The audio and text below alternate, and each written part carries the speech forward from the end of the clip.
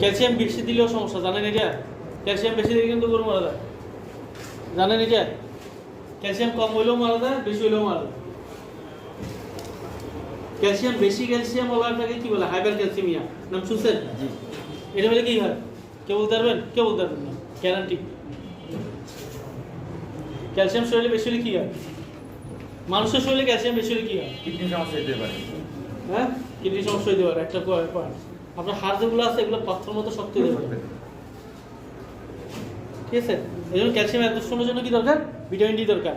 আচ্ছা, আমরা কেন ক্যালসিয়াম দিই? গরুকে ক্যালসিয়াম দিই না? অবশ্যই। আমার ক্যালসিয়ামটা কেন ডিফারেন্ট?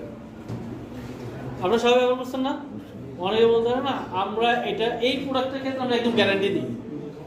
সাধারণত ওয়ারেন্টি বা গ্যারান্টি শব্দগুলো ইউজ হয় না, আমরা এই প্রোডাক্টের ক্ষেত্রে গ্যারান্টি দিই যে 100% মিল্ক প্রোডাকশন পাবে, গ্যারান্টি।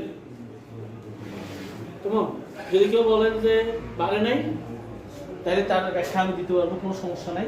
কেন বাড়ে নাই দুইটা একটা কথা তার জিজ্ঞাসা করলে বাইরে যাবে কেন বাড়ে নাই। এই যে ক্যালসিয়ামটা আগে আমরা নিজেরা তৈরি করতাম, এখন তৈরি করি না। দেন ক্যালসিয়ামটা আমরা কেন ইউজ করি? আপনারা কেন?